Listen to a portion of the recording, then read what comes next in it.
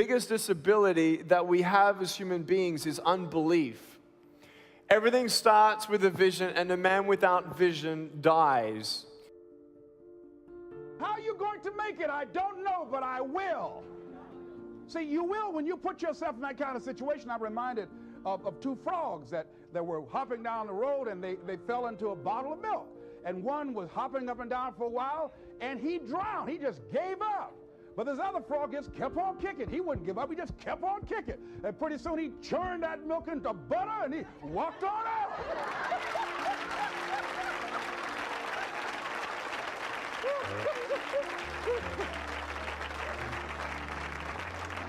So I'm saying, when life catches you by the neck and blind slap you, whap and knock you down, I said, just keep on kicking, you know. And you can kick on out of those circumstances, whatever they are, not be intimidated by them. Repeat after me, please. I'm going to keep on kicking.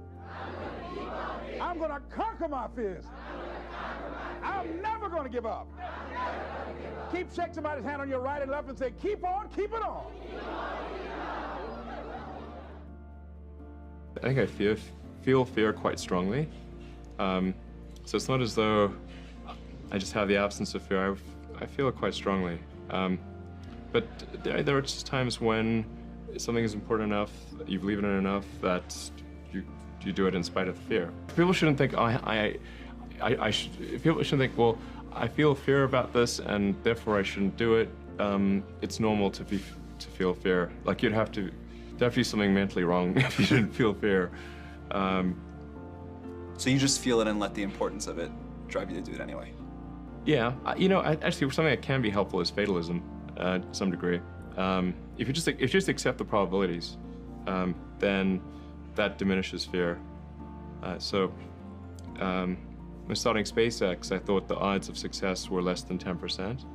And I just accepted that actually probably I would just lose everything.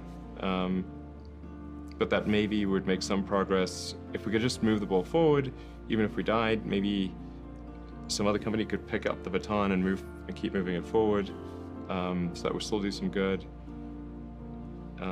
Yeah, same with Tesla. I thought the odds of a car company succeeding were extremely low. The impulse to dream has been slowly beaten out of me through the experience of life. There are some times where you're going to wish that you could rewind and do things all over again. There are times where you just wish you could forget memories, and you try to drown those memories in alcohol or different pleasures, and maybe get distracted by the goals and ambitions of your life and try to put the past behind and move forward.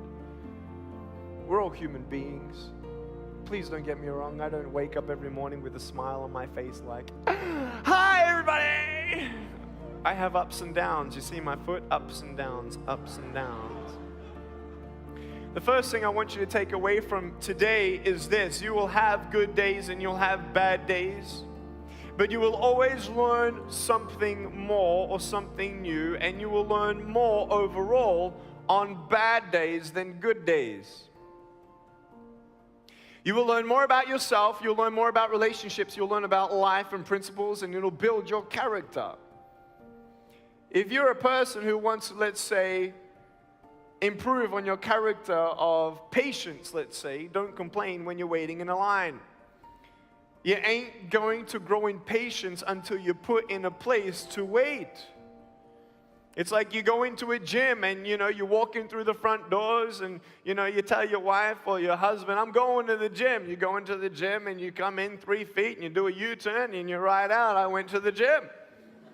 Ain't gonna do nothing. You gotta go in there, and what are you gonna do? You gotta pick up the weights, and you exercise the muscles that you wanna build. I stand before you without arms and legs, but a very strong man because of the bad days in my life. You know how it is. If you didn't go what you've gone through, you wouldn't be who you are today. And most people, ladies and gentlemen, have stopped living their dreams because of the lessons they've learned from life or things they've picked up, because we've only been born with two fears: the fear of a loud sound or the fear of falling. And all the other fears are fears we learn, fears we pick up. Whatever you're scared of, your life, the value you brought to the planet, far more important. whatever you're afraid of. You're stronger.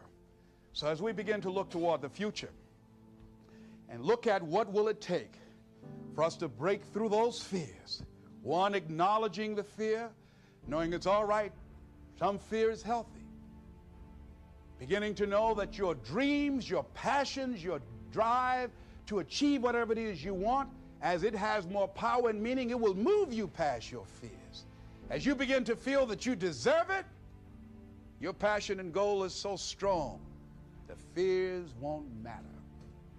As you begin to trust yourself and put yourself in the situation where you have to make it happen, you will make it happen. Ladies and gentlemen, I don't believe this. I know this from my own life experience. I know that you've got greatness within you. I know that you have unlimited potential in you. I know that you have something to give to the universe that was not here before you showed up. Somebody said that life is God's gift to us, and how we live our lives is our gift to God. What kind of gift are you giving? And what kind of gift could you give if fear wasn't an issue? The only way to deal with fear that I found in my life is a couple ways. One of those ways is to turn it on itself and ask yourself, what am I afraid of? If I'm afraid of that, I gotta be more afraid of what I'm gonna miss out on, missing out on my mission, missing out on who I'm supposed to be. In other words, if you're not getting rid of fear, then use fear. Use fear or it uses you. It's that simple. So you gotta say, okay, what's the price if I just stay doing this? What's the price? What I need to really get scared if I learn all this and I don't follow through. That's something to be scared about. And then that fear will get you over your fear. It'll push you through. Turn fear on itself. Second way you can do it is use what you've probably heard me say, because I've used it since I was 17, is my little rocking chair test, right? I'm gonna sit myself in my rocking chair, and I'm 85 years old, I'm looking back on my life, and I say, I didn't do this, or I did. You can never perfect what we do. There is no way, I've never met anyone who goes, that's perfection. I mean, to an audience outside of your work, people can think that that's the only way they'd ever want to see that part played or that moment done, whatever. But as an actor, and this isn't mock humility, I think it just goes for all art forms, really. The whole point is perfection is unachievable. So it's that constant pursuit of the unobtainable, which is kind of magic, really, you know, and should keep us kind of motivated to try better. You know, it's the Beckett thing, you know, fail again, fail better. How is it different today and doing your show, Late Night, than it was 10 years ago? Are you more instinctive? Are you more, do you think less about it and just do it? It's muscle memory. It's used to, like a golf swing. You crunch down, and you're constantly trying to learn. You're constantly, you're still thinking, but your ratio of thinking to acting is very different. You know, at the beginning, I was thinking about it this much, you know, in my cognitive brain, and then there was this much, just whatever thin reed of talent you have is there, and then you're thinking about the rest. And then over the years, I think, you know, they always say the reptile brain. The reptile portion of your brain is where you know, respiration, heartbeat. Right. That's the stuff that even if you're knocked unconscious, it's still working. I really believe a lot of my talk show or comedy instincts are now in my reptile brain, that you could knock me out and my heart would still beat, I'd still breathe, and I'd still be asking Lindsay Lohan, you know, some stupid question. You have become, some way, part of your DNA. It's become part of your DNA. Yeah, I mean, I think a lot of it is you have to have some ability, but then it's just how much will. I really do think there's just I think people underestimate. It doesn't sound sexy. It doesn't sound cool. How much do you want it? Work ethic, wow. You know, and just how badly do you want it? And there have been, you know, many times throughout the years of doing my show where I've thought, you could shoot me in the chest before I walk out there, and I'll still walk out there and do that show, and then I'll come backstage and die. But we're doing that show. The best advice that I could give you on success is to know that success is merely the hangover of failure, and that failure is an essential ingredient in creating a learning atmosphere for you, so that you can accrue those learnings, those small incremental steps of failure, and collect enough learning so that you can arrive at success, right? I think we're taught in the system that failure is something that you should be ashamed of. Failure is for the dumb kids. because you get an F or you get a D, right? You're not competent. You didn't comply. You didn't create the evidence of your worthiness.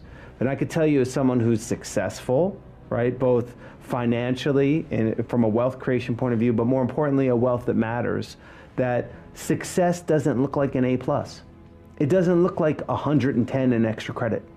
And failure isn't as simple as an F. And it's not always, like failure could be very gray, right? And being able to discern what you might arrive at an event or in your life where you think that, wow, I've succeeded. And you're getting the affirmation from all these outside forces. But if it's not aligned authentically with to who and what you are, it could very much feel like failure. Prepare in advance. You know the old saying, proper prior preparation saves poor performance or prevents poor performance, the 6 Ps. And so prepare your work list for the following day, the evening or the night before. The last thing you do at the end of the day is you lay out the day that's coming. The best exercise is for you to plan your entire next day as the last thing you do before coming home from work. When you plan your day the night before, your subconscious mind then goes to work on your plans and goals while you're asleep. Very often you'll wake up in the morning with ideas and insights that apply to the work of the day. Now, a major benefit of preparing your daily list the night before is that this exercise lets you sleep more soundly. A major reason for insomnia is people lying awake trying not to forget to remember everything that they have to do the following day. But once you've written down everything that you have to do on the list, it clears your mind and enables you to sleep deeply. This will help you increase your productivity throughout the whole next day of work because you'll be more relaxed and more refreshed. Performing under pressure, whether it's me or anybody else, is the same. You know, I have the same pressures as anyone else. There's time, there's performance, there's financial. I mean, there's deadlines. My pressures are not unique. The situations may be different, or but everybody has the same kinds of pressures.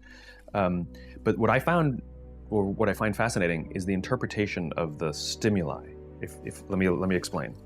So I was watching the Olympics, this last Summer Olympics, and I was amazed at how bad the questions were that the reporters would ask all the athletes. And almost always, they asked the same question, whether they were about to compete or after they competed. Were you nervous, right? And to a T, all the athletes went, no, right? And what I realized is it's not that they're not nervous, it's their interpretation of what's happening in their bodies. I mean, what happens when you're nervous, right? Your heart rate starts to go, you sort of get a little tense, you get a little sweaty, right? You have expectation of what's coming, and we interpret that as, I'm nervous. Now, what's the interpretation of excited? Your heart rate starts to go, you're anticipating what's coming, right? You get a little sort of like tense. It's all the same thing. It's the same stimuli, except these athletes, these Olympic quality athletes, have learned to interpret the stimuli that the rest of us would say is nervous as excited. They all say the same thing. No, I'm not nervous. I'm excited. And so I've actually practiced it just to tell myself when I start to get nervous that this is excitement. Yeah. And so I used to speak in front of a large audience, and somebody would say, how do you feel? I used to say, a little nervous. Now when somebody says, how do you feel? I'm like, really excited, actually. And it came from just sort of telling myself, no, this is excitement. And it becomes a little bit automatic later on. But it's kind of a remarkable thing to deal with pressure by interpreting what your body is experiencing as excitement rather than nerves. And it's really kind of effective. It makes you want to rush forwards rather than pull back, and yet it's the same experience. I told you, all of my critics, I told you all that I was the greatest of all time when I beat Sonny Liston. I told you today I'm still the greatest of all time. Never again defeat me. Never again say that I'm going to be defeated. Never again make me the underdog until I'm about 50 years old. Right. Then you might get me. But I didn't dance. I didn't dance for a reason. I wanted to make him lose all his power. I kept telling him he had no punch. He couldn't hit. He's swinging like a sissy. He's missing. Let me see your box. I hadn't started dancing yet. You can't say my legs are gone. You can't say I was tired, because what happened? I didn't dance from the second round on. I stayed on the ropes. When I stay on the ropes, you think I'm doing bad. But I want all boxers to put this in a page of boxing. Staying on the ropes is it's a beautiful thing with a heavyweight when you make him shoot his best shots and you know he's not hitting you. I would have gave George Foreman 2 rounds of steady punching because after that he was mine. Making the right decisions is a one-on-one battle. Whatever majority of the crowd's doing, find your way doing the opposite.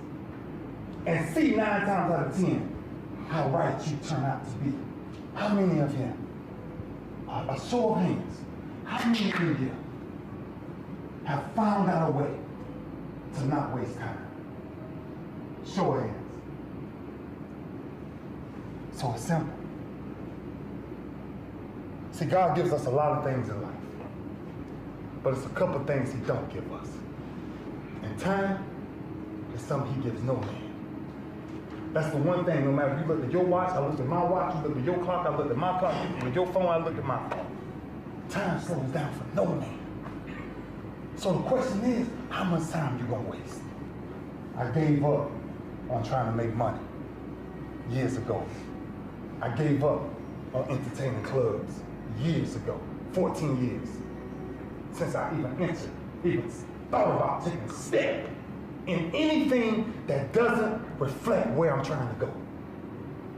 That's what you got to put in your head. Every decision you make, does this decision influence where I'm ultimately trying to go? Because if it does, you got to get rid of it. So these conversations that I came in and have today, I can go all day, because I love sharing the reason why people don't realize what you got to give up to become great. What sacrifices you got to make to become great. What promises you got to make to yourself to become great. Greatness ain't a thought process. Greatness is a lifestyle. It's what you live by. Given all the opportunities that are there in the world, to try and figure out the thing that actually makes you want to get up in the morning, the thing that you actually love. I just know that if I weren't lucky enough to have been given the opportunity to write a movie or a show or direct anything or produce anything, I would still go home from whatever that day job is and I would try to do it because I love it, not because I really want to make a certain amount of money. It's great to be comfortable. It can be dangerous to be comfortable, but it's great to be comfortable. But I just feel like if you can figure out the thing that makes you tick, find that thing. And the other thing I would say, I guess, is a lot of young people, I find, are under such pressure. There's a kind of sense of it's all or nothing, which I think is really unfair, meaning, I don't know if it's the media and the way things are presented, or if it's because there's so much success that is celebrated in society, but there is a sense I've heard enough that I feel like I haven't thought of this till now, that it is a kind of theme, that young people feel like if they don't know what they're born to do, that they're somehow broken. And I think that it needs to be looked at differently, which is that it means if you don't know that thing, it means that every door is the possibility. That's a beautiful thing. So I just feel like I would say don't stress yourself out. You know, the only reason I could deal with the pressure on Star Wars is because I loved making that movie. And if it didn't work, of course I would have been crushed, but I wasn't doing it because it was a job. And if you can find that thing and deal with the pressure of maybe not making the amount of money that you would like to yet, or not getting to the company you'd like to yet, or not having success with your startup yet, these are all things that I think you can swallow if the thing you're doing speaks to you. And I have stage fright, you know, and I never confronted the risk. Or when I did confront, I mean, Belgium, you know, 2000, year 2000, that was, you have no idea what it took them to get me to do it. No. I had a thousand excuses why not to do it. And then finally I did it, and it was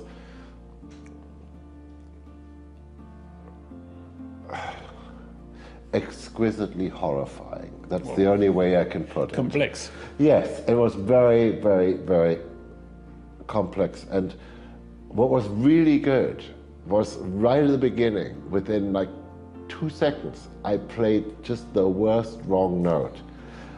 And I could either stop and cry, or I could laugh, right? And it didn't kill me. And nobody else out there, nobody was throwing anything. You know, it was fine. Thank you to the people of Ghent for not killing me and giving me the courage and you know, and the absurdity. You know, you have to be able to laugh at yourself, and you have to learn how to laugh at yourself. I'm a workaholic, and it's like being an alcoholic. I just can't give it up. I've been unwell for 2 weeks, and I feel unwell, you know, so I can't go to work. Because I can't go to work, I get worse. If I sit in one place, I'm stressed. The reason I'm not fidgeting too much is because I'm unwell. Otherwise, I hate sitting in one place. Some work has to be given to me. You know, my wife and my children keep telling me that, you know, you work 20 years round the clock. Why are you doing this? I don't think I need the money. I don't think I'm greedy for more fame. I'm doing okay. I can do one film in 2 years and be happy with it. But I'm just not happy. I tell everyone, if I'm not working, I'm depressed. So I don't know if it's a curse or a blessing. Maybe at the end of it all, when we die, God will say, did you work? I say, yes, a lot. Oh, damn, you go to hell because I didn't want anyone to work. Or it would be, oh, you worked. That's really nice, because I wanted everyone to work. So I don't know, one of them is going to be right. But I just keep working. I think I have this fear that you have very few days in life, and you need to cram it up with a lot of things. You need to fit it with so many things in it that you don't have space for life. It should be like that. When I'm not working, I get lonely, I get depressed, I get sad. I don't drink, I'm not a philosopher, I'm not a poet, that I like loneliness. I hate being alone. And I hate being with people at times. I'm unsocial. I'm very odd with people. So what happens is I have replaced people with work in my life. Because when I'm working, I'm with a lot of people. And there are people I can interact with because somewhere there is a wall that I'm not interacting with them socially. I'm interacting them through this common goal, that is the work. So I can discuss with her or discuss with him. And we are friends for that moment. Many of my filmmaking colleagues complain that after the film is over, you don't talk to us. I can't explain to them. I don't have anything else to say. I love you. I miss you. But I miss you through the work. I don't... I'm very fond of a lot of people. A lot of people I love like family. And I can't pick up the phone and talk with them. I can't socialize with them. I can't sit and chat with them. But when we are working, I can just be with them. So, I don't know, work is sort of, I have replaced loneliness, depression, and people with work. If you say, I'm a fraud, they'll figure me out, I'll never be able to do it again, that's an artist's thought processes. You're an artist. If you're thinking like that, you're on the right track, because they all feel that. So there's always some success that can come out even out of your failures. In fact, probably your biggest successes will come directly from your failures. So you should almost take that. Winston Churchill's quote is my favorite. Success is moving from one failure to the next with great enthusiasm. You should be very enthusiastic about your failures, because you're going to learn something. You're going to go that way where everyone else is going that way. And you're going to stumble, but you're also going to stumble upon something that no one ever thought of. So, you just keep going and keep going. And you're going to fail and then rise up and fail again. And that's the journey, up and down, man. Working all night and doing weird antisocial days at weekends, you'll forget about your social life. That's a sort of sacrifice to commitment. It's nothing quite on the level that Julian sacrifices, but you don't get to see your family, you don't get to see your friends, you are removed from the reality of your life to pursue a given goal, so there is a kind of comparison. I guess you sacrifice a part of yourself because you're exposing either end of the spectrums of acting, whether it's just variations of who you are or whether it's completely dissembling into a different character and persona. Equally valid in my opinion. I don't think there's really a distinction to draw other than people who are good or bad at it. But I think then you do have to give part of yourself no matter what you're doing, and that you don't lose, you sometimes gain actually by doing that, but you have to suppress and control certain instincts that you have in order to actually be true to a character that may not be the same as you, or be driven by the same things as you. Talk to so many smart, fantastic, ambitious, idealistic, hard-working kids, and they're right out of college, they're in their entry-level jobs, and I'll ask them, how's it going? And they'll say, I think I'm gonna quit. And I'm like, why? They say to me, I'm not making an impact. I'm like, you've been here 8 months, right? They treat the sense of fulfillment or even love like it's a scavenger hunt, like it's something you look for. My millennial friends, they've gone through so many jobs. They're either getting fired, I mean, it was mutual, or they're quitting because they're not making an impact, or they're not finding the thing they're looking for, they're not feeling fulfilled, as if it's a scavenger hunt. Love, a job you find joy from, is not something you discover. It's not like, I found love. Here it is. I found a job I love. That's not how it works. Both of those things require hard work. You are in love because you work very hard every single day of your life to stay in love. You find a job that brings you ultimate joy because you work hard every single day to serve those around you, and you maintain that joy. It's not a discovery. But the problem is the sense of impatience. It's as if an entire generation is standing at the foot of a mountain. They know exactly what they want. They can see the summit. What they can't see is the mountain. This large, immovable object. That doesn't mean you have to do your time. That's not what I'm talking about. Take a helicopter climb, I don't care, but there's still a mountain. Life, career fulfillment, relationships are journeys. The problem is, this entire generation has an institutionalized sense of impatience, and do they have the patience to go on the journey to maintain love, to feel fulfilled, or do they just quit and on to the next, dump and on to the next, ghost and on to the next? Looking at some of the definitions of options: decision, self-determination, choice, preference, desire. I want to share something with you that's relative to critical options, because we all have them in our lives. And I want to ask you a question. What is the focus of your life? What is the focus of your life? In life, you have a critical option. You can take a stand in your life, or you can follow the crowd. See, people who follow the crowd, their lives are not focused. They're not immersed in anything. People who take a stand, they're living a life that has some power, a life of achievement, a life that has some meaning. People that are taking a stand in life, they are consciously involved in a process to design a life of substance. People who are following the crowd, these are people that they're just doing what everybody else is doing. So that's a crowded road over there. They're following the followers. I want to talk to you about taking a stand with your life. And what are some of the things we can do that will enable us to give our lives up in a way that has some purpose and meaning, that can be real for us, that can give us a sense of fulfillment, of joy and happiness and peace of mind. See, most people are bored with life. Most people feel that life isn't worth the hassle, that life is just wearing me out. It's boring, it's monotonous. I have nothing to look forward to. Here we go again, another Monday morning. TGIF Day, thank God it's Friday. Here we go again, oh boy.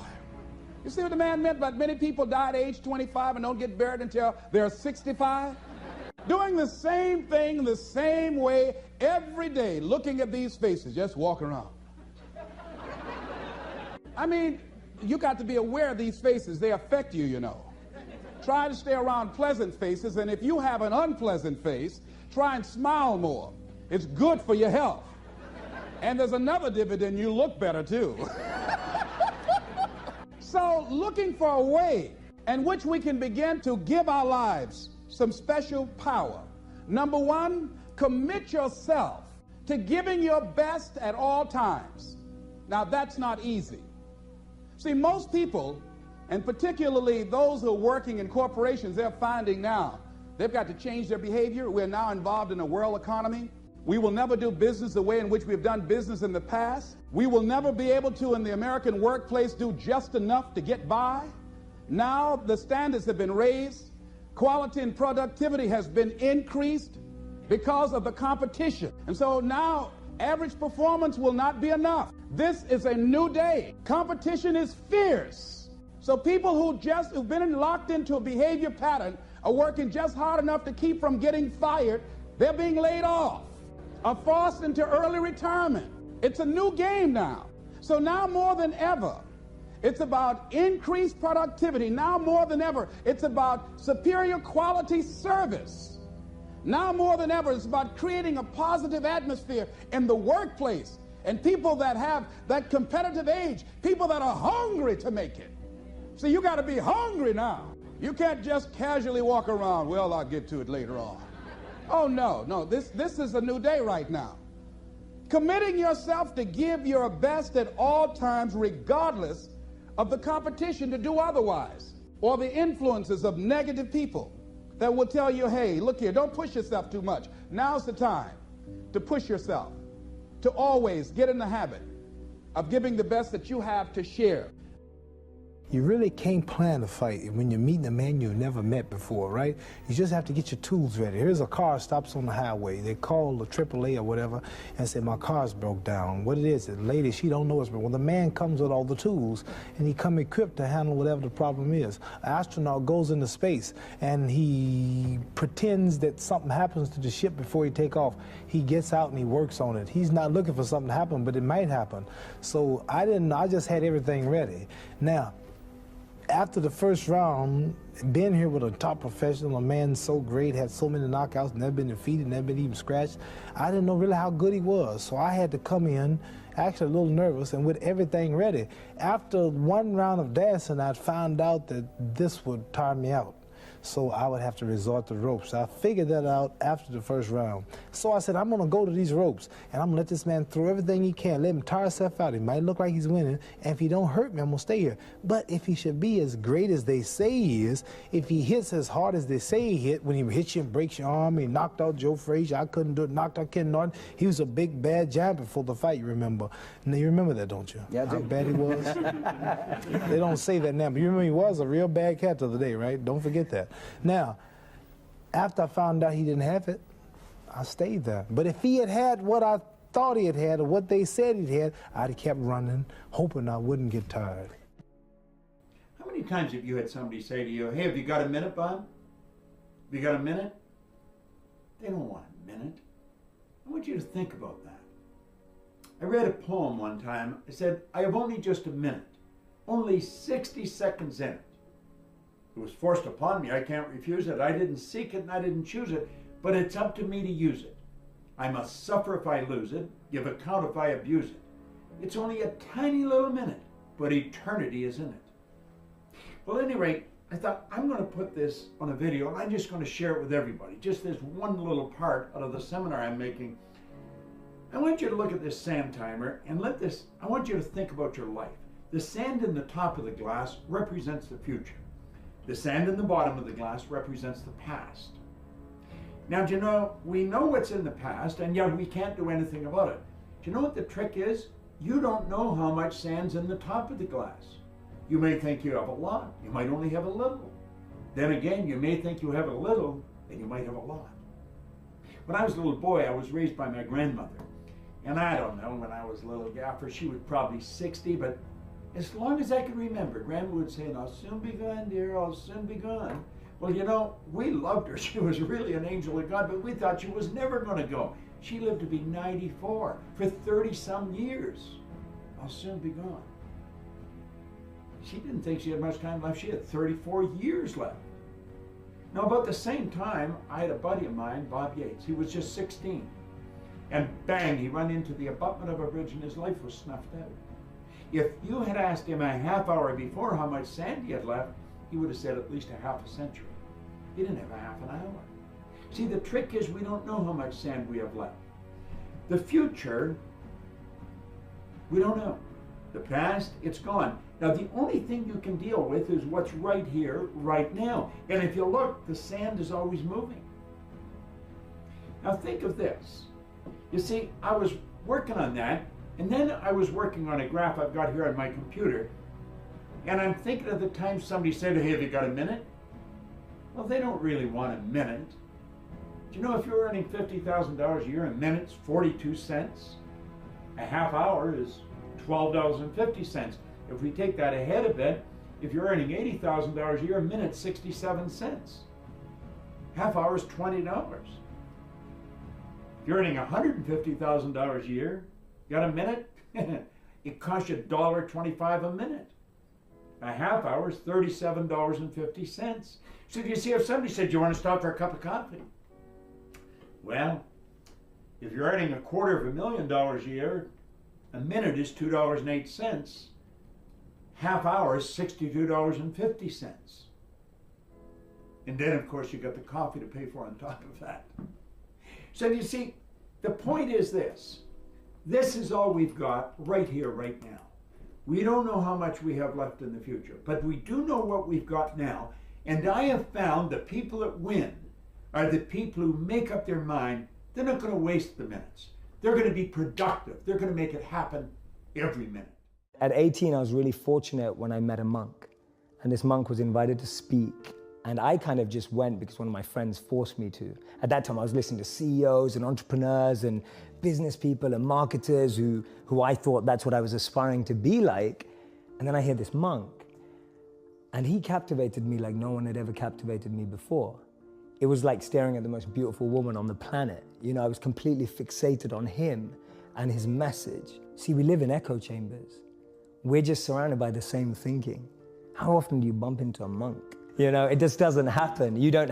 No one has a dinner party and goes, oh yeah, we just invited the monk, you know, from town, like the local monk. Like no one ever does that. And so we meet people who are just like us most of the time.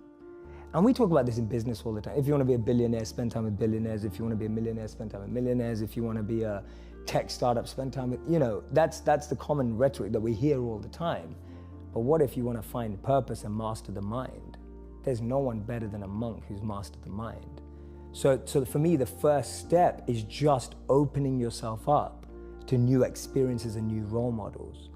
Because most of us can't see ourselves in people, so then we try and fit ourselves into the boxes that we do see. And I mean, there's this beautiful quote that I've been saying it everywhere, and I wish I wrote it, but I didn't. So it's by a philosopher and writer named Cooley. And he said that today, I'm not what I think I am. I'm not what you think I am. I am what I think you think I am. Right? And just let that blow your mind for a moment. It's so powerful. I'm not what I think I am. I'm not what you think I am. I am what I think you think I am. So we live in this perception of a perception of ourselves. Hence, my identity is made by what my parents think I should be. My identity is made up by what my college or university thinks I should achieve.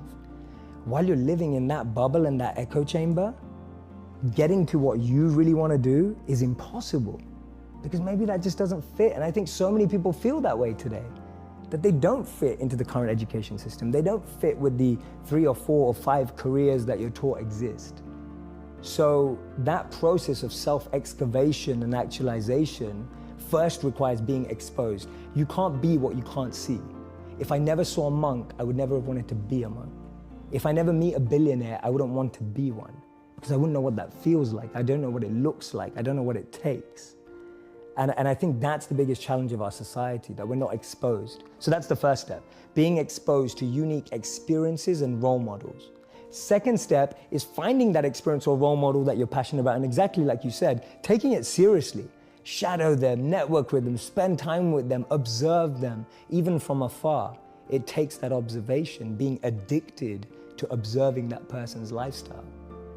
And then the third step is going yes or no. Does that work for me? Not everyone who's going to go off and become a monk is going to feel like the way I did, and that's cool. But not everyone is going to go and follow and shadow a billionaire and go, that's exactly the lifestyle I want. They may want the result, but do they want the hard work that goes with it? And so for me, that's the third step. It's observing, focusing, shadowing, getting as close to the process of that individual, and then going yes or no. Do I want that process? Not do I want the result? Everyone wants to be that monk who's fully enlightened, you know, can walk through, has an incredible aura that people just gravitate towards. But when you realize he has to wake up at 2 a.m. every day and sleeps about 4 to 6 hours, you're like, you know, I don't want to do it. that doesn't sound like me. A little bit old-fashioned in my kind of understanding of it. I thought that what I do, what the great actors that have been ahead of me had done and inspired me to do, was the idea of starting out in the classics, then maybe a modern play or two, and a few roles in television, and then, you know, getting a film role, but keep going back to theatre. And that is what I've done. That is kind of what I've tried to do. the unhappy accident of that play being such a huge success was it came at a point where I thought, Christ, I've actually got some momentum in a medium where it's much more of a closed door. There's a very little long-term memory. It's much more immediate. Your currency's something you really have to kind of work on in film. I knew I was wired to be excited about business. How or why, I don't know, but you know, and there's certain guys that have the genetics to jump out of the gym, right? There's certain guys, you know, that, you know, when they golf, they have the muscle memory and the discipline. You know, Dirk Nowitzki may not be the most talented guy in the NBA, but his discipline and his focus to do what's necessary to be successful, he's willing to do, and combine it with being 7 feet tall and being skilled, you know, it makes him an amazing basketball player. So it's understanding what your skill set is, finding the right place to use those skills, and then going for it. You know, will that make you 250 grand? It depends if you pick the right industry. But whatever industry you pick, if you outwork everybody, if you try to be a little smarter than everybody, if you try to be a better salesperson than everybody, if you try to be better prepared than everybody, you've got your best chance. Because if you don't do it and somebody else does, you know, I have the saying, work like someone's trying to take it all away from you. You know, I actually work like someone's spending 24 hours, working 24 hours to take it all away from you. And that's kind of the way I look at it. I was really lucky to have just had a few breaks, obviously with Sherlock, but also with Tinker Tailor, also with Frankenstein, and being cast in Warhorse. And that all came at the same kind of point where we were supposed to be coming here to do this Broadway production of After the Dance, which might still happen, might be a film, we don't know. There might be some life left in it. It was a wonderful experience in London. But I felt that I'd had that experience there, and selfishly I wanted to make some capital out of this momentum that was building, and I'm glad I did, because I got Star Trek and 12 Years a Slave and also Sage County, and yeah, it worked out well for me. But and the Fifth Estate. So I kind of I was very I took a gamble and it paid off. Yes, I get up at crazy hours, whether it's 3 o'clock in the morning, by the way. When we were talking in London, I was getting up at 3 because I had to be on set by 7. So whatever time my call time is, and I tell this to studios and directors and our producers, whatever time my call time, so my call time is at 7, then you back your clock up 4 hours, and then that's when I get up and I'll train twice. I'll get my cardio in and breakfast, and then I'll go hit the weights. Clanging and banging, we call it. Jack and iron. But like, what time do you go to bed? I mean, you might shoot really late at night. I'm averaging, on a movie, I average probably about 5 hours of sleep. Because the resources had been so limited for so long, there were a lot of people who would say, God, if I only had access to a camera, I would make a movie. There's a lot of talk about it. I remember when I was in college, I would spend most of my time in my room writing screenplays, really bad screenplays, but I was in my room doing that when I probably should have been studying or something. There were a lot of people I remember at parties who would talk about writing and that they wanted to be a writer, but I would always notice that they were out. Every time I would happen to go out, they would always be out, and I just know that there are people who talk about what they would do if, but they're not actually doing the thing. And so it's a lot easier to actually write a screenplay than you think it is. It might not be good, but most people talk about writing screenplays but don't actually write them. The people who write them, you're already like in the top 10% because you actually have written it. And so the one thing my father gave me, which was really key, was that work ethic. That ability to get myself up in the morning, no matter how tired I was, to push myself through those pain barriers. And again, the combination of the loss of a mother at 6 and then being sent out to work at 10, I mean, starting work at 5 o'clock in the morning to do the milk round, being dropped off at 8:45 at school in the milk van, that work ethic. So that combination of those two, work ethic and great insecurity, was what got me to where I went to. I remember asking my dad to, I wanted new basketball shoes because I was a basketball junkie back then. He's like, well, your shoes work. If you want a new pair of tennis shoes, you have to go out there and get a job. And I'm like, Dad, I'm 12 years old, and it just so happens he was playing poker with his buddies, and one of his buddies was like, well, I got a job for you. I've got these garbage bags that we distribute. You can sell them door to door. I'm like, okay. And it was when I was selling them and realizing that I liked to sell and that I could sell, and that I recognized that selling was about providing a service and creating value for people, that I knew that I would literally back then, I knew that I could always succeed. I mean, I remember I was 16, I think, when I started a stamp company and started going to stamp shows and trade shows and just working a little bit harder than other people and trading up from one stamp to the next. I remember one time I started with a quarter and bought a stamp and left with $50, thinking, hey, if I could do this, I could do anything. And it's not that everything worked. I failed a lot, but I never ever felt like I wouldn't be able to work hard enough to succeed. You know, hard work pays. I put in a hell of a lot of work all throughout this build-up in the fight. I pumped out more content than anybody, more content than Fox, more content than ESPN, more content than BT Sport, more content than everybody on the Mag Live on my own channels. You know what I mean? I'm a workhorse from all angles, not just in the gym. But I'm building this media empire now myself, and we pumped out the content. I'm very proud of how it went. We consistently, daily movies I was releasing, you know, from like a month ago, every single day. You know what I mean? Nobody's doing that. So I'm very proud of it, and I'm very, like, the work pays, hard work pays, and I put in the work, and that's why I'm sitting at the top. I put it all on the line. I show up, I perform, and I get the results from that. People say, I'm working on this thing, but I don't know if anyone's going to like it. It feels sort of like this boring thing that I love, you know, and it's amazing how often that boring thing that you love becomes a sensation.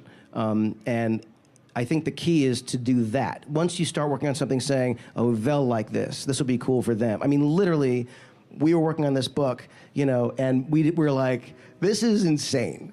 And it's never gonna, you know, happen, and we'll see.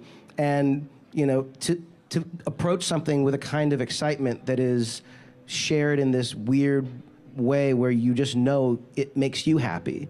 And then to see it on the, you know, New York Times bestseller list, we're like, oh my God, like that's nuts. We never would have dreamed it.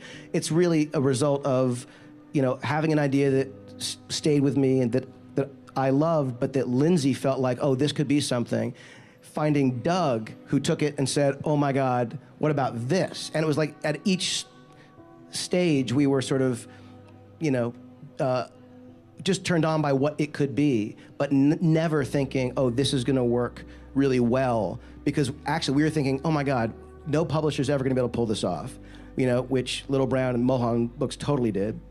You know, and even if they do, who's gonna want it? And it's been nice to have it received warmly, and very unexpected, frankly. But the answer is just to work on things that you actually care about wherever you can, and to not try and think too hard about what it's gonna be like when it goes out into the cold, hard reality of the world. I realized that to have the level of success that I want to have, it's difficult to spread it out and do multiple things. You know, it's in order to be world class, and I've made a decision. I want to be world class, and it takes such a desperate, obsessive focus to excel on the level that I want to make movies. You know, I was Star Wars when I was young. I sat in the movie theater and watched Star Wars, and I just couldn't believe that that movie made me feel like that, just floored and just stunned by the creativity. And I'm realizing that in order to move people in that way, in order to touch people in that way, you really got to focus with all of your fiber and all of your heart and all of your creativity. Making the right decisions is a one-on-one battle. Whatever majority of the crowd's doing, find your way doing the opposite. And see 9 times out of 10 how right you turn out to be. How many of you?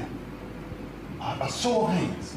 How many of you have found out a way to not waste time? Show of hands. So it's simple. See, God gives us a lot of things in life, but it's a couple things He don't give us. And time is something He gives no man. That's the one thing, no matter if you look at your watch, I looked at my watch, you look at your clock, I looked at my clock, you look at your phone, I looked at my phone. Time slows down for no man. So the question is, how much time you gonna waste? I gave up on trying to make money years ago. I gave up on entertaining clubs years ago, 14 years, since I even thought about taking a step in anything that doesn't reflect where I'm trying to go. That's what you got to put in your head. Every decision you make. Does this decision influence where I'm ultimately trying to go? Because if it does, you got to get rid of it. So these conversations that I came in to have today, I could go all day. Because I love sharing the reason why people don't realize what you got to give up to become great. What sacrifices you got to make to become great. What promises you got to make to yourself to become great. Greatness ain't a thought process. Greatness is a lifestyle. It's what you live like. Life is not really long. Let's say the average person 30 years old. If you're 30 years old, you are not but about 7 years old. How can I prove it? Add up all the 7, 8, 9 hours you slept for 30 years. Out of 30 years, add up all the nights, last night when you went to bed and woke up this morning, you don't remember a thing. You've been unconscious for about 8 years. If you're 30 years old, you slept about 8 years. Okay. How much traveling have you done in 30 years? From the television station to home, to another country, to another city, to school, to church. You've probably traveled 2 years your life was spent just getting back and forth to where you're going. So there's 8 years of sleeping, 2 years of traveling. There's 30 years out of your life before you accomplish anything. How long do you sit in school? In America, we stay in school from the 12th grade to, from the 1st grade to 12th grade. Same here? Yeah, virtually. 6 hours a day? Yeah. 6 hours a day for 12 years, break it down, you sat in the classroom for 3 years without leaving. Okay, 2 years of traveling, 8 years of sleeping, 3 years of school. How many movies have you went to? How many wrestling matches? How much entertainment?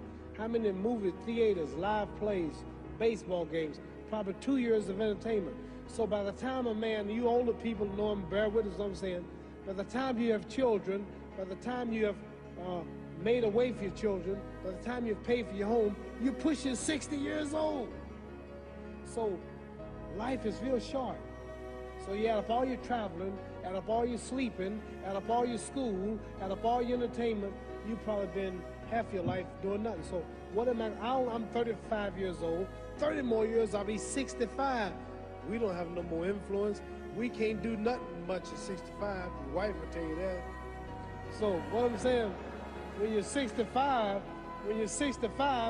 ain't too much more to do.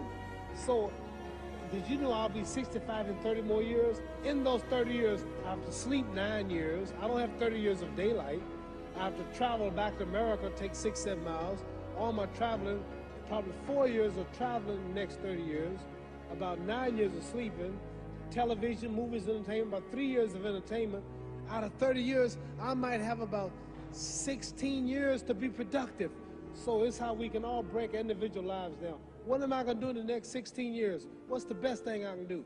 Get ready to meet God. Owning real estate, going in business, teaching boxers, that won't get me to heaven. I'm always looking for new ways to explain the power of the 5-second rule and the power of 5-second decisions. And I read something that Tim Ferriss said that really resonated with me. And he had this one line buried in a podcast somewhere that just jumped out, and it's stuck. And what he said is, he said something about how there's a gap between the world and the things that trigger you and your response. And your entire life is that gap.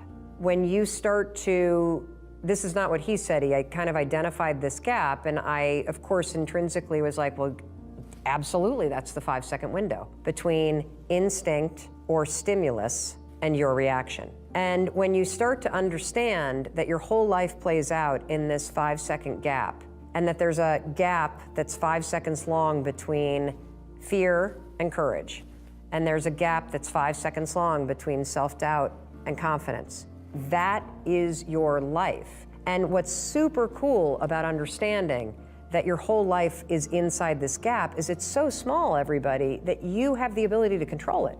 Life's always gonna throw triggers at you. And there will always be all kinds of cool things that inspire you, your wisdom. And you get to choose what happens in that gap. Do you succumb to an excuse, or do you push yourself forward? When you start to speak up in business, you'll be shocked at how you start to speak up in your relationships. When you start to make hard phone calls, whether it's in a selling situation, you'll be surprised at how you'll start to close the gap and have hard conversations in your personal life. And so that gap is everywhere, and it's the same everywhere. And when you start to go to work in controlling how you live in that gap between stimulus or idea and your response, that's where the magic is. It's Jocko Willink, you mentioned, retired Navy SEAL commander, used to be in charge of all West Coast training for the SEAL teams, which is intense. Highly, highly decorated. Whether it's Jocko saying discipline equals freedom, or you look at, say, some of the writers or musicians or directors or others in the book, across pretty much all of them, you find that they find freedom in constraints. So what does that mean? Sounds kind of weird. Also sounds very, it sounds like an oxymoron, right? And what I mean by that is all of these people have routines. They have set recipes that they repeat on a daily and weekly basis so that they are not making a lot of extraneous decisions about mundane things. And they also recognize that we all have our lesser selves, our impulses. I love chocolate croissants. If I left my entire schedule to whim, I would just eat chocolate croissants all day long. I love them. They're incredible. And I still do have them once a week. I have my cheat day and I'm allowed to do what I want. So I let my monkey mind and my lesser self just go nuts. But these people all have typically, these are folks we might be inclined to think of as superheroes. And maybe Jocko's a superhero. But the vast majority have one or two strengths. They might not even be the best in the world, but one or two strengths they combine in a really unique way. And they build habits around those strengths. And then they have 1,000 other weaknesses. But the habits and routines are what help them from going off the rails. And this is really encouraging. This should be really encouraging because the people we see on magazine covers that we might idolize and feel we could never possibly emulate because they have it all figured out, they have no insecurities, they wake up every morning and with a mental karate chop, they just master the day. That's not how it works. I know these people. Almost everyone in this book, certainly on the podcast, I've become friends with hundreds of these people. Not true. They have tons of, not everyone, I don't want to speak for everyone, but tons of neuroses, tons of terrible self-defeating habits. And the safety net they create is habits and routines. That's why Jocko, in part, says discipline equals freedom. Okay, so you have trouble waking up in the morning? No problem. You want to stage, this is something that Jocko does, takes his clothing, prepares, gets his sort of coffee ready to brew, clothing on the floor for the workout, right next to his bed, prepared the night before, so there are no decisions, there are no opportunities to make mistakes between him opening his eyes and Jocko working out. And you find this across everybody. The main reasons that people don't get what they want is because they don't actually figure out what it is. And the probability that you're going to get what would be good for you, let's say, which would even be better than what you want, right? Because, you know, you might be wrong about what you want easily. But maybe you could get what would really be good for you. Well, why don't you? Well, because you don't try. You don't think, okay, here's what I would like if I could have it. And I don't mean in a way that you manipulate the world to force it to deliver you goods for status or something like that. That isn't what I mean. I mean something like, imagine that you were taking care of yourself like you were someone you actually cared for. And then you thought, okay, I'm caring for this person. I would like things to go as well for them as possible. What would their life have to be like in order for that to be the case? Well, people don't do that. They don't sit down and think, all right, you know, let's figure it out. You've got a life. It's hard, obviously. It's like 3 years from now, you can have what you need. You got to be careful about it. You can't have everything. You can have what would be good for you, but you have to figure out what it is, and then you have to aim at it. Well, my experience with people has been is if they figure out what it is that would be good for them, and then they aim at it, then they get it. And it's strange because they don't it's a strange thing. It's not quite that simple because, you know, you may formulate an idea about what would be good for you, and then you take 10 steps towards that and you find out that your formulation was a bit off, and so you have to reformulate your goal. You know, so you're kind of going like this as you move towards the goal. But a huge part of the reason that people fail is because they don't ever set up the criteria for success. And so since success is a very narrow line and very unlikely, the probability that you're going to stumble on it randomly is 0. And so there's a proposition here, and the proposition is, if you actually want something, you can have it. Now the question then would be, well, what do you mean by actually want? And the answer is that you reorient your life in every possible way to make the probability that that will occur as certain as possible. And that's a sacrificial idea, right? It's like, you don't get everything. Obviously. But maybe you can have what you need. And maybe all you have to do to get it is ask. But the asking isn't a whim or today's wish. It's like, you have to be deadly serious about it. You have to think, okay, like, I'm taking stock of myself. And if I was going to live properly in the world and I was going to set myself up such that being would justify itself in my estimation, and I don't mean as a harsh judge, exactly what is it that I would aim at? Sit on your bed one day and ask yourself, what remarkably stupid things am I doing on a regular basis to absolutely screw up my life? And if you actually ask that question, but you have to want to know the answer, right? Because that's actually what asking the question means. It doesn't mean just mouthing the words. It means you have to decide that you want to know. You'll figure that's out so fast it'll make your hair curl. But I guess any film is not really easy. I mean, I would think. But I think you're driven by something that's like an obsession, I would think. And before you realize it, you have your eye through the eyepiece and you say, we're crazy. How the hell do we ever think we're going to do this? This is madness. But you keep going. You keep going. And I never really thought otherwise. I actually thought people wanted to see that kind of film. And the industry changed. I started making Mean Streets was 73, so, you know, Taxi Driver and Raging Bull in New York, particularly, and Last Waltz. And that Last Waltz was somewhat of a different story. But I actually had no... I really was surprised that there would be resistance to, like, Taxi Driver, for example. It was very difficult to get made.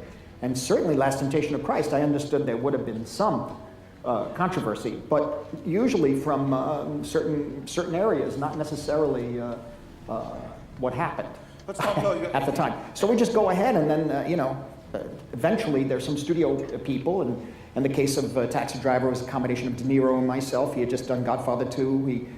Mean Streets, when I did Mean Streets, I brought the answer print up to show Francis Coppola in San Francisco, and he hired De Niro for Godfather 2 based on that. That led to Taxi Driver, and then Raging Bull was a project of De Niro's, really. So there's this notion in the Old Testament that morality is following a sequence of prohibitions. There's a bunch of bad things you shouldn't do, and then basically you're good enough. And I think there's wisdom in that. I think that's kind of where children start, right?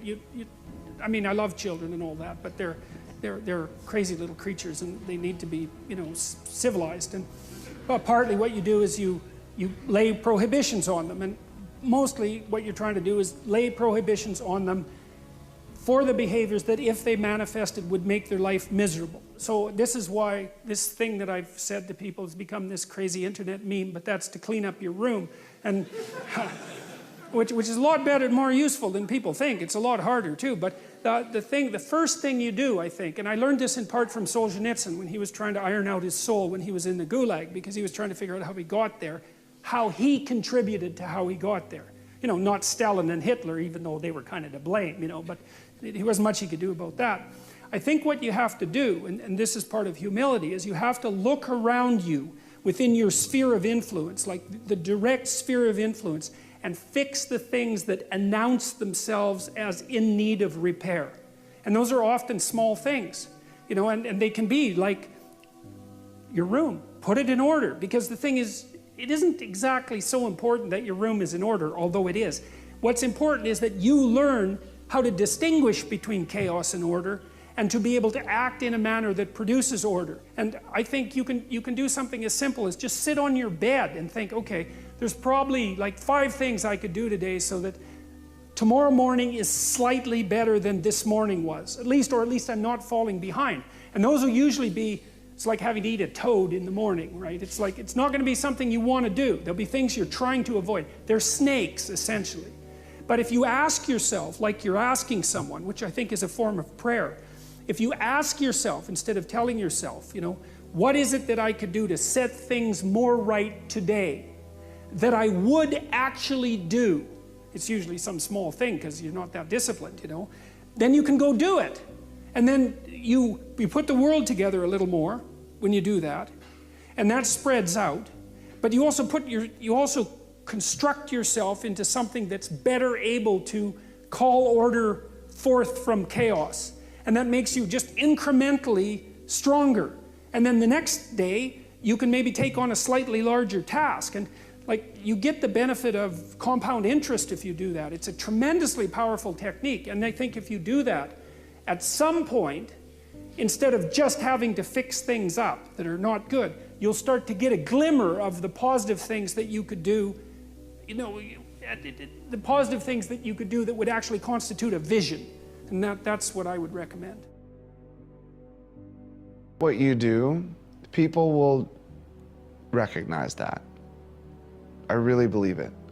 I really believe that going out and playing good songs live as a great live band will make you successful. I really think it will. And it doesn't matter if you're at the hold down the street or you're on the side stage at Bonnaroo or you're headlining Lollapalooza. If you're a great band with great songs, people will notice it. That's it. That's all it is. It's that simple.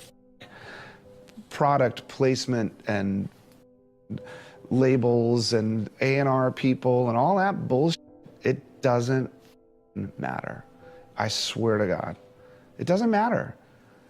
And if you back that up with the idea that just playing those great songs in your great live band is enough reward for you, then you're set. But you gotta be badass. You just have to be really good. It's the other things that make up for your musical inability. You know, I mean, as a drummer,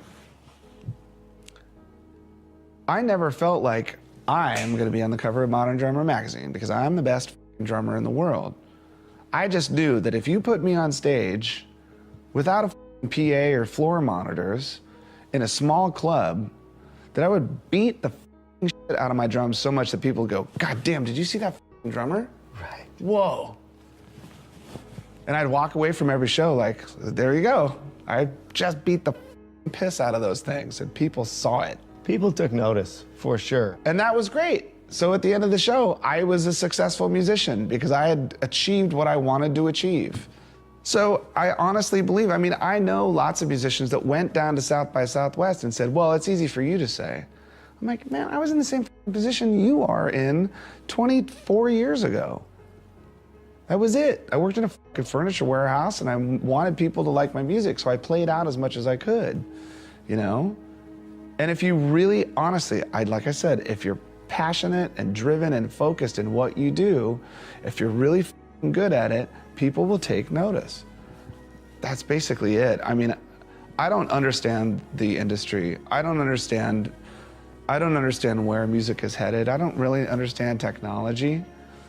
I just know that when you walk into a club and you see a band that blows you away, you are gonna follow that band. You're gonna either buy their CD or you're gonna find them online or you're gonna see them the next time they come to play. And that's what it takes. You don't have to stand in line at the song contest on TV to become a popular musician. You know, to stand in front of some judge that doesn't even play an instrument on their own goddamn records, tell you, no, you're not good enough. Right. That. You know, go blow people away in their face. And so it's kind of, you know, I honestly believe it's that simple.